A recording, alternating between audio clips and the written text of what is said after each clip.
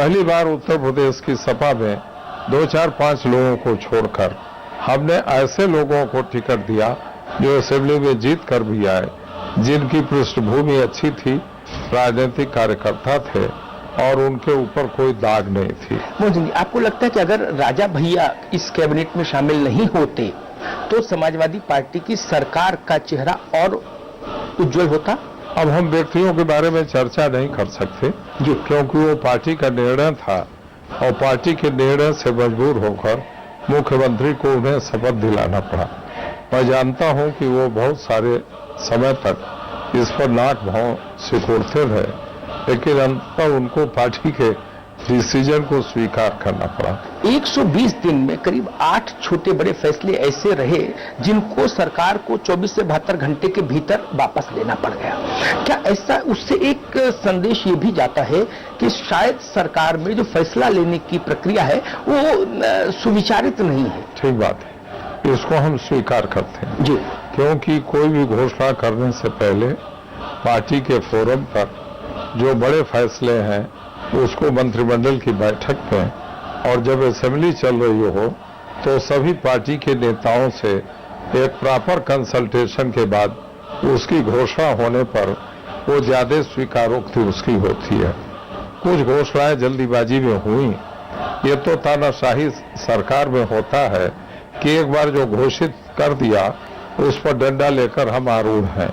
लोकतांत्रिक सरकारों का ये नियम है कि यदि कुछ गलत घोषणा हो गई और जन भावना उसके विपरीत है तो जनता के सामने नतमस्तक होकर उसको वापस लेना, इसमें कोई बुराई नहीं है। हम भारत सरकार में ही रोज देखते हैं जिसमें बहुत ही परिपक्व लोग बैठे हैं, बहुत सारी सार्वजनिक घोषणाएं होती हैं तो उस पर सरकार अमल शुरू कर देती है, फिर जब उस पर दबाव पड़ता है तो भारत सरकार को उन योजनाओं को वापस लेना पड़ता है। लोकतांत्रिक सरकारों की लगभग ये प्रक्रिया जैसी है, लेकिन इस प्रक्रिया को ज्यादा ठीक बनाया जा सकता है यदि जो बड़ी घोषणाएं हैं उनको प्रॉपर कंसल्टेशन के बाद घोषित किया जाए तो ज्यादा अच्छा रहेगा। जैसे मुख्यमंत्री इसके पहले कभी मंत्री रहे नहीं जी, पहली बार सीधे मुख्यमंत्री हो गए, तो सरकारों की कार्यप्रणाली का जितना जबरदस्त अनुभव की अपेक्षा है अभी वो हुआ नहीं है जी। ये एरर एंड लर्निंग के स्टेज में है जो अपने आप धीरे धीरे ठीक हो जाए। मोहन सिंह जी, हालांकि मैं उनका नाम लूंगा तो आप कहेंगे उन पर मैं टिप्पणी नहीं करूंगा, मुझे पता है। अमर सिंह ने कहा कि अखिलेश जो हैं वो अंकल सिंड्रोम से घिरे हुए हैं। ऐसा नहीं है। क्या कुछ ऐसा भी है कि कहीं कुछ ऐसा नहीं है, लेकिन जो आदमी पहली बार मुख्यमंत्री हो जाए और सरकार में रहने का अनुभव न हो तो उसको लोगों से सलाह लेनी पड़ती है और उसको अंकिल सिंड्रोम कहना मैं समझता हूं ये ठीक नहीं। विधायकों को स्थानीय विकास निधि से 20 लाख रुपए की गाड़ी लेने वाला जो मसला आया वो कैबिनेट में नहीं आया, विपक्षी दलों के साथ उस पर चर्चा नहीं हुई, सदन में घोषित किया मुख्यमंत्री ने और अगले दिन सुबह सुबह उसको वापस लिया। सरकार की किरकिरी होती है? जरूर हुई और इसीलिए उस दिन हम थे और हम और नेताजी साथ ही बैठे थे जी। प्रणब मुखर्जी को पहुंचना था जी। जो ही विधानसभा से ये खबर आई कि ऐसी घोषणा हो गई तो नेताजी को ये बहुत खराब लगा और उन्होंने कहा इस पर तो बड़ी व्यापक प्रतिक्रिया होगी।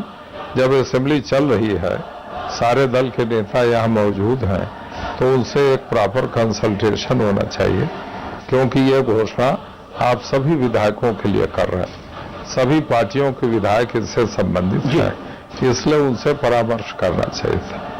यह उन्होंने पूछा जब प्रणब मुखर्जी का कार्यक्रम खत्म हो गया तो मुख्यमंत्री ने कहा कि कुछ विधायकों ने गाड़ी की सुविधा की मांग अपने बजट भाषण में बहस के दौरान की थी, तो मैंने उनकी बातों का जवाब देते हुए इतनी बात कह दी। तो उनको सुझाव दिया गया कि भाई ऐसा करना कुछ विधायकों की सलाह पर नहीं, उसकी एक व्यापक प्रक्रिया आपको अपनानी चाहिए और सबसे पूछना चाहिए। दल के लोग हैं, वरिष्ठ लोग हैं, कैबिनेट है, सारी पार्टियों के दूसरी पार्टियों के वरिष्ठ लोग हैं और उनसे पूछे बिना जो कुछ बैक बेंचर विधायक हैं इसी चक्कर में रहते हैं कि विधायकों की सुविधा बढ़े, उनकी सलाह पर या मांग पर आपने घोषणा कर दी, ये उचित नहीं है। सारे मीडिया ने और अखबारों ने जब इस पर एडवर्स टिप्पणी की दूसरे दिन, तो मुख्यमंत्री ने ठीक ही काम किया, उसके सामने नतमस्तक होकर उस घोषणा को वापस कर लिया। एक अच्छी बात। एक बात मेरे जहन में उठती है, जिस मुख्यमंत्री के पास मुलायम सिंह यादव जैसा जमीनी राजनीति की समझ वाला आदमी हो और जिस मुख्यमंत्री के पास मोहन सिंह जैसा समाजवाद के सारे आयामों को समझने वाला आदमी हो, उस मुख्यमंत्री से अगर 120 दिन में 7-8 बातें ऐसी हो जाए जो पलटनी पड़े, तो बात को समझ नहीं आती। अब बिजली वाली घोषणा तो उन्होंने अधिकारियों की सलाह पर कर दी जी, वो उनको नहीं करना चाहिए था और उस घोषणा को भी उन्हें वापस लेना था जी। उनके इर्द गिर्द जो अधिकारी हैं वो भी अनुभवहीन अधिकारी हैं, उनका फील्ड का उतना जबरदस्त अनुभव नहीं है। किसी चीज से कितना जनरोष पैदा होगा इस बात का ठीक से आकलन किए बिना मुख्यमंत्री को सुझाव दे दिया और मुख्यमंत्री ने आनंद फानंद में उसकी घोषणा कर दी। अब मैं समझता हूं कि 2-3 गलतियों के बाद भविष्य में ऐसी गलती नहीं होगी, ऐसा मेरा विश्वास है। दादा, 17 मई को शपथ लेने के 2 दिन बाद अखिलेश जी ने कहा कि मायावती के शासनकाल में 40,000 करोड़ से ज्यादा का घोटाला है। कल इलाहाबाद हाई कोर्ट में एक याचिका आई थी, उस पर हाई कोर्ट ने ये कहा कि अगर इतना बड़ा घोटाला था, जनता के पैसे के साथ इतनी बड़ी लूट थी, तो मौजूदा सरकार ने 120 दिन में क्या कदम उठाए कोर्ट को बताए। ये स्थिति अगर मुख्यमंत्री कोई बयान देता है तो उसके बयान को निजी बयान नहीं माना जा सकता, वो सरकार का बयान है। और अगर सरकार ये कहती है कि सूबे से 40,000 करोड़ रुपए लूट लिए गए घपले घोटालों के जरिए, तो सरकार को निर्णायक कदम उठाते दिखना चाहिए था। सरकार निर्णायक कदम इस पर उठा रही है और अलग अलग घोटाले अलग अलग विभागों के जो हैं उनकी विभिन्न तरह से उस पर जांच हो रही है। स्वयं उत्तर प्रदेश के लोकायुक्त ने जो नोएडा और ग्रेटर नोएडा की लूट है उसके ऊपर जांच का स्वतः आदेश कर दिया है और मैं ऐसा मानता हूं कि जो उत्तर प्रदेश का विजिलेंस डिपार्टमेंट है उस पर शीघ्र ही रिपोर्ट दाखिल करेगा। जो जितने बड़े पार्क बने हैं लखनऊ के जिसमें हजारों करोड़ की लूट हुई है उस पर FIR दर्ज हो चुकी है और उन सारे मामलों की चार्जशीट अपने अपने हिसाब से तैयार हो रही है। उसके उसके जो दोषी हैं वो मुक्त नहीं किए जाएंगे। ऐसा नहीं है। आपकी बात मैं समझ रहा हूं, लेकिन एक क्लिंचिंग एविडेंस, नसीमुद्दीन चुनाव का मुद्दा थे, मल्होत्रा ने रिपोर्ट दी उनके खिलाफ, 250-250 पन्नों की रिपोर्ट, उनको दोषी पाया लोकायुक्त ने और कहा CBI जांच कराए। मायावती को रिपोर्ट सबमिट हुई, चुनाव का समय था, मायावती ने रिपोर्ट रिजेक्ट कर दी, सपा ने उसको चुनाव का विषय बनाया। 125 दिन की सरकार, मुख्यमंत्री की टेबल पर वो लोकायुक्त की रिपोर्ट, सिर्फ इतना ही तो करना था कि CBI की जांच का रिकमेंडेशन की एक चिट्ठी भेजनी थी। मेरा ख्याल है कि काफी सोच समझ के बाद इस पर CBI की इंक्वायरी के बारे में लिखा जाएगा, क्योंकि हम लोग ऐसा मानते हैं कि सभी चीजों की दवा CBI नहीं है, लेकिन लोकपाल जैसी संस्था ने, लोकायुक्त जैसी संस्था ने जब इसकी CBI इंक्वायरी कराने के लिए आग्रह किया है तो उस आग्रह को ठुकराने का कोई प्रश्न ही नहीं। लेकिन अभी तो अनिर्णय की स्थिति, सरकार कोई भी जांच करे उसकी रिपोर्ट पर, यह प्रेरोगेटिव है सरकार के पास, लेकिन अनिर्णय की स्थिति 120-25 दिन में उस रिपोर्ट पर सरकार एक स्टैंड तो लेती, या तो कहती है कि हम लोकपाल की रिपोर्ट से सहमत नहीं, या कहती हम सहमत हैं। कोई एक उसका निर्णय तो आना चाहिए था, प्रक्रिया में समय लगता, लेकिन रिपोर्ट पर निर्णय तो होना चाहिए था। रिपोर्ट पर निर्णय हो चुका है और कैबिनेट ने कहा है कि लोकायुक्त की जो रिपोर्ट है वो सही है और उसमें जो उनका निर्देश है उसके ऊपर पालन किया जाना चाहिए। अब नीचे की जो प्रक्रिया है अधिकारी स्तर पर उसको जारी करने में थोड़ा विलंब हो रहा है, लेकिन उसको ऐसा ना माना जाए कि ऐसी जांच होने वाली नहीं है। हाई कोर्ट में जब कल ये मामला था दादा, तो सरकार के वकील ने वहां एक अद्भुत टिप्पणी की। जज ने जब ये कहा कि भाई ऐसा 120 दिन में क्या किया हमको सरकार एक हफ्ते में बताए, तो उन्होंने कहा नहीं, पहले तो हम ये जांच करेंगे कि क्या मुख्यमंत्री ने ऐसा कोई बयान दिया भी था या नहीं। मुख्यमंत्री ने हमारी जानकारी के अनुसार ऐसा जरूर बयान दिया। 17 मई को ये बयान आया था उनका। हाँ जी। और बयान देने के बाद वो सदन के भीतर नहीं था, सदन के बाहर था। सदन के बाहर का बयान था, लेकिन उसमें उन्होंने उसको जोड़ा था कि 11,000 करोड़ कंस्ट्रक्शन के ऊपर, और हमने जो 40,000 करोड़ कहा है उसमें उस पर जो स्थापित भूमि है, जमीन है, उसको जोड़कर उसकी कीमत को जोड़ करके कहा था। तो मेरा ऐसा बयान मानना है कि यदि जमीन की भी कीमत उसमें जोड़ दी जाए तो 40,000 उन्होंने कम कहा है, इससे अधिक की कीमत उस भूमि की हो सकती है। इसके बारे में थोड़ा समय की आवश्यकता होगी, जिससे उन सभी घोटालों का सही आकलन पैसे की मदद के हिसाब से किया जा सके।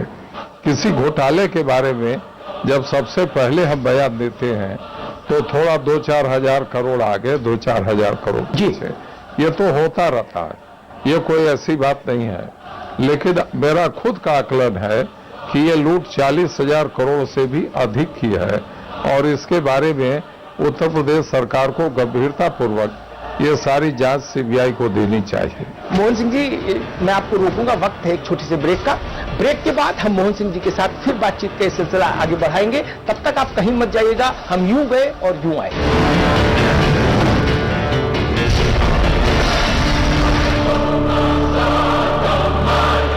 स्टेट टीम का यंगेस्ट सेल्समैन हूँ बॉस, मजाक थोड़ी ना। तुम ना थोड़ी प्यास बढ़ाओ, थोड़ा पसीना बहाओ, थोड़ा डेडिकेशन दिखाओ, थोड़ी और प्यास बढ़ाओ। अरे कंचू की प्रैक्टिस काम में लाओ और जल्दी आउट हो जाओ तो रनर बन के मैच जिताओ। फिर जो प्यास लगेगी वो लिम्का से बुझेगी। प्यास बढ़ाओ, लिम्का। मॉम, आज खाने में क्या है? लौकी, और लौकी सुन के भागना मत, आज स्पेशल है। आज लौकी का कोफ्ता बनाया, और सुनो वैसे घर का करेला भी है। अरे तुम कहाँ जा रहे हो? वो आज मीठे में क्या है? करेला स्पेशल बना, दिखाता ही नहीं। खाने के बाद मीठे में कुछ मीठा हो जाए।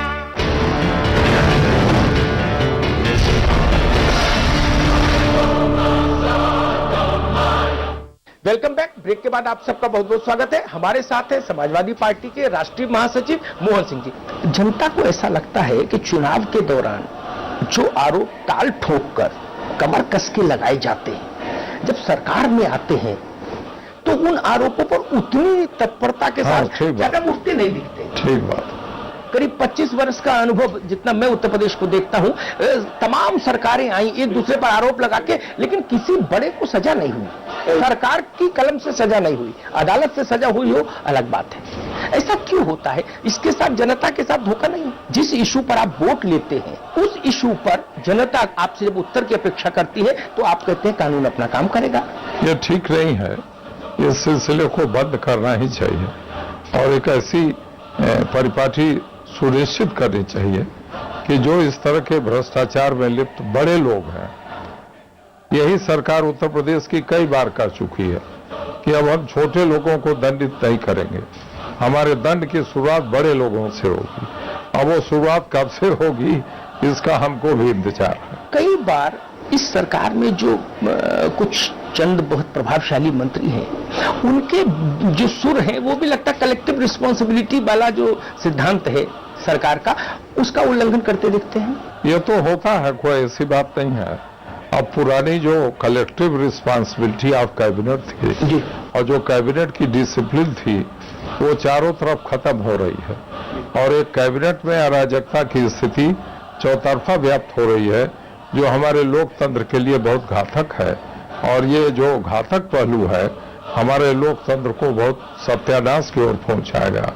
ये बात, ये आपका आरोप मैं उसको स्वीकार करता हूं और सही बात। मोहन जी, आपने दोनों दौर बहुत करीब से देखे, बिल्कुल करीब से देखे, मुलायम सिंह जी का और अब अखिलेश का। क्या फर्क पाते हैं आप? बहुत बड़ा फर्क यही पाते हैं कि मुलायम सिंह जी का जो राजनीतिक कद था वो बहुत लंबे संघर्ष के बाद फैला था और धीरे धीरे उसकी छाप अपनी सरकार के ऊपर भी उस व्यक्तित्व की पड़ी थी। अखिलेश जी के व्यक्तित्व में अभी जो राजनीति का लंबा दौर है वो दौर पूरा नहीं हुआ है, इसलिए मुलायम सिंह का जो दबदबा प्रशासन के ऊपर, अपने लोगों के ऊपर और सरकार के ऊपर था,